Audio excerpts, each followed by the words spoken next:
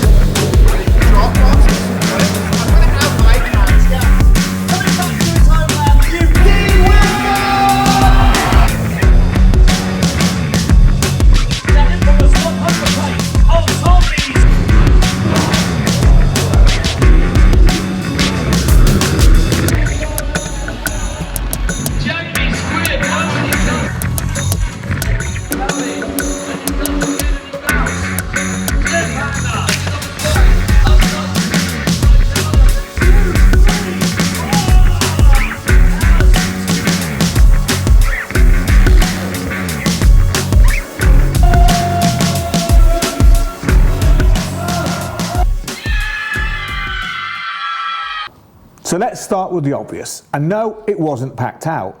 With everyone feeling the pinch financially, it wasn't a total sellout as it has been some years, but it was still pretty rammed on both sides of the arena. Perhaps it was the price, perhaps it was the forecast of snow, or maybe because there was live streaming available, but there were plenty of seats available. Or perhaps the lure of the all-new series, which went British only in 2023, has now become a little bit eroded. That first year was awesome, with Conrad Mewse and Tommy Searle battling out for the title right to the last round. But last year there were so many injuries that the organisers had to recruit some of the foreign, and by that we largely mean French riders, to fill those empty spaces. Now the series starts with a lot of foreign talent and the absence of Mewse, who had to pull out of the first round following injuring his shoulder in testing in the run-up to the event. He says he's aiming to be back at round 2. But those pesky foreigners dominated from the off, with Suzuki's Thomas Ramet hole-shotting and winning his heat races and showing extraordinary speed in the whoops, which was simply brutal. He looked uncatchable, apart from perhaps fellow Frenchman Cedric Soubeyras on the Team Dixon DRT Kawasaki. He set the fastest time of the night in qualifying and was also insanely fast in the whoops. But also fast right from the start was Spaniard Zorge Zaragosa on the silent Stark, setting the fastest time in qualifying in his group and looking smooth and quick. Adding to the mix the speedy Adrian Escoffier, Yanis Ursuti and Spanish veteran Joan Cross, and it was a foreign invasion.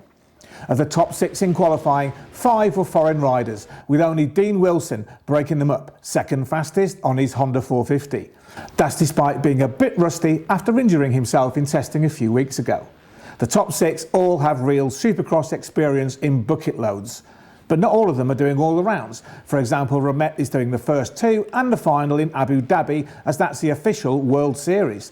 The rest is the British Series. Confused yet? Well, stick with us.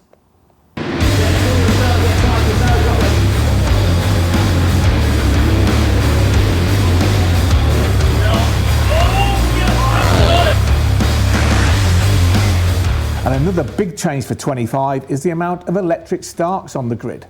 Last year the team entered for the first time and helped Jack Brunell finally claim the title after a decade of trying. And watching Starks battle proper 450s in a real championship was a world first experience last year. But with 7 Starks lining up this year, has that uniqueness worn off as most spectators love the sound of petrol powered bikes? Either way, the Starks are competitive, even out of the start, and all the riders were looking comfortable on them. Brunell was quick as you'd expect, as were his official Stark teammates Zaragosa and Briton Eddie Wade. Joe Clayton, the man who always seems to be on the comeback trail from injury, was rapid on his electric Stark, as was Ursuti. Now the electric machines are limited to 60 bhp, but they were competitive everywhere, right up against the 450s. Now the man with probably the most experience in the field was local lad Stephen Clark. He's ridden AMA Supercross, but obviously never on an electric bike, and he was loving it, being his usual typical aggressive self and whipping it around for fun. And with former British MX2 champ Elliot Banks-Brown joining the Stark Massive 2, that was 7 of the Eco machines on the gate in qualifying. Now, of course, the real British onslaught came from Dino, the Scottish-born superstar with the AMA 250 championship under his belt from his time at Pro Circuit Kawasaki. What made the biggest difference to all the riders, especially the Brits, was those whoops. And of course, Dino made them look easy as he skimmed along the tops. It was those whoops that gave the British riders a hard time. But you have to give it up to the emerging 450 talents like Taylor Hamill and Tom Grimshaw, who stepped up to make their Arenacross debuts on big bikes. DRT Kawasaki man Hamill tried incredibly hard, coming to grief in the whoops in practice, but he didn't give up until he'd got more confidence.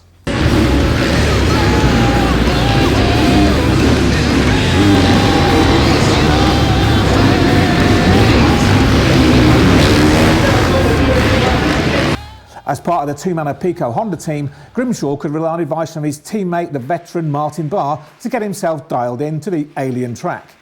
He got quicker as the night wore on and mixed it up with former champ Adam Chatfield, Chris and Matt Bayliss, Josh Greedy, Jake Preston, Joe and Ben Clayton, loads of Brits.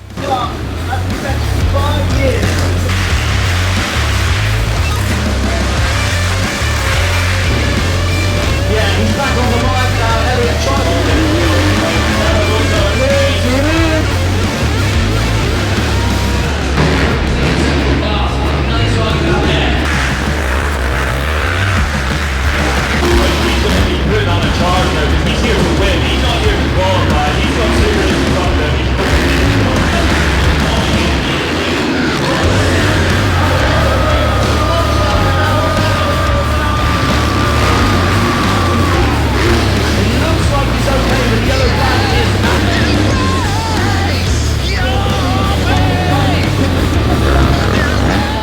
But of course, not all of them made the final. Not many of them, in fact. One man that did was former champ Tommy Searle, now out on the 250 Triumph. With the vast majority of riders on 450s or Starks, Searle rode the bike hard, but couldn't match the pace of the top men who had a BHP advantage. Enjoying the day, nice to be back racing. Happy days. I really like the bike, I love it. I just need to be a bit faster, but that might be me, and hopefully I'll be a bit faster tonight. We'll see. But we have got 450s now. Yeah. We only got them from yesterday, so if I do want to, we've got them now. Oh, okay. Oh, cool. He ended up having to go to the nervy head-to-head single-lap races in his bid to make the final. First he faced Ben Clayton, an Arenacross specialist, but Tommy took the lead quickly and won. Then he faced Ben's brother Joe on the Stark. Joe pressured him, but the Triumph man still hung on and took the win. Then came the final, against another Stark in the hands of wily old veteran Clark. And Tommy also went old school. When Clarky got so close on the gate and gave him the elbow, Tommy pretended to drop the clutch before the gate went. Clarky, with no clutch on the bike anyway, took the bait and gave the Stark the gas, and he hit the gate.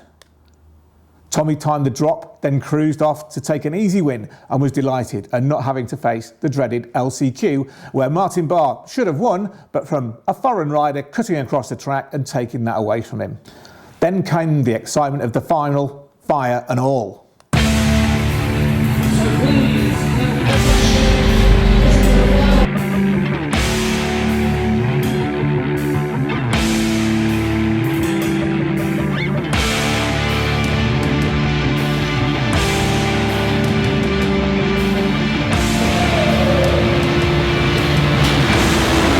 As the gate dropped, it was Zaragosa that nailed the whole shot, with Ramette, Dino, Escoffier and Subaras right on his tail, with Matt Bayliss, then Tommy and the rest of the Brits giving chase. And it was disaster for champion Brunell, who went down and started dead last.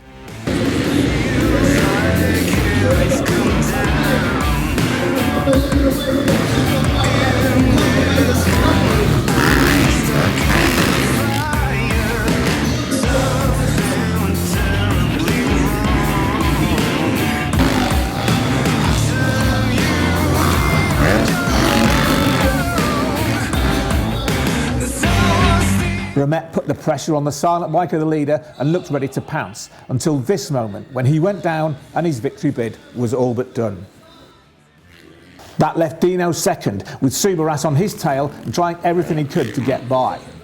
That took the pressure off Zaragosa, who managed the pace well.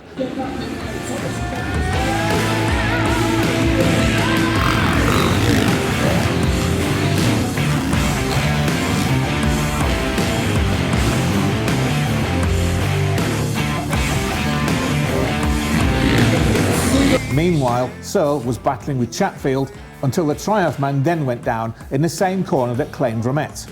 And a lap later, Sub set the fastest lap and blasted by Dino to take second.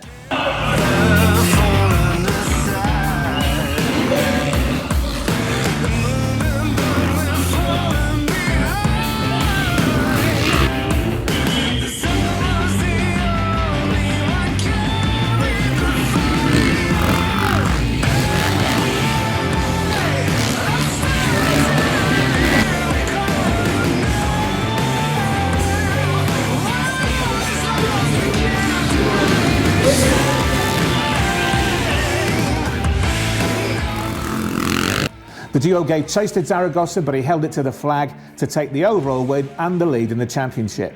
And in the separately scored British Series, Wilson was the winner from Chatfield and Eddie Wade. So with the next round at Wembley in a couple of weeks, it's all to play for. And there's the exciting prospect that Muse will be back in action to take it to the foreign invasion. See you there.